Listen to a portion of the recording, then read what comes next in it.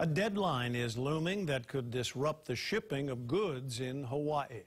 Matson and two of its workers' unions are in negotiations over contracts that will expire on Friday. If they do not reach a deal by then, workers could go on strike, although experts say that is not likely to happen. Manola Morales looks ahead at what we can expect. Manola? Joe, I spoke with the head of the Hawaii Shippers Council, who tells me that the two unions represent a relatively small percentage of the Matson workforce, but a strike would still cripple the operations for the company, and he doesn't see Matson allowing that to happen. The two unions in negotiations with Matson are the Sailors Union of the Pacific and the Maritime Firemen's Union.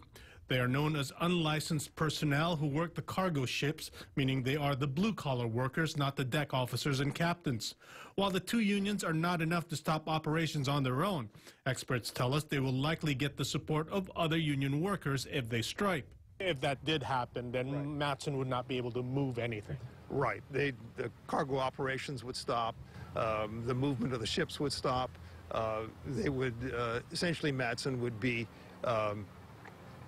not active for whatever period of time. The contract for both unions will expire on Friday night at 9 o'clock Hawaii time, midnight on the West Coast. That means workers can go on strike by then, but it's also possible that both sides could agree to extend that deadline so they can continue negotiating. Hansen tells me that Matson ships about 80% of the goods that come in from the mainland to Hawaii, so Matson has too much at stake to let a strike happen. Instead, Hansen says negotiations will likely come down to the wire and a deal will be reached, or at least an extension of the deadline. This will not come to a strike.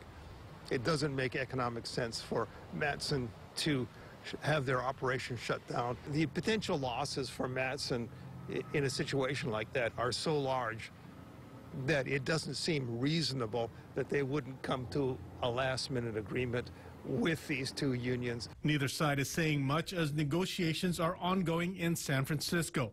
A Matson spokesman issued a statement saying negotiations are in progress, and as always, Matson's aim is to bargain in good faith toward a timely, fair, and equitable agreement. The union tells me the main issues are wages, benefits, and job security. And we'll keep track of the negotiations and let you know of any developments. Manola Morales, KHON 2 News.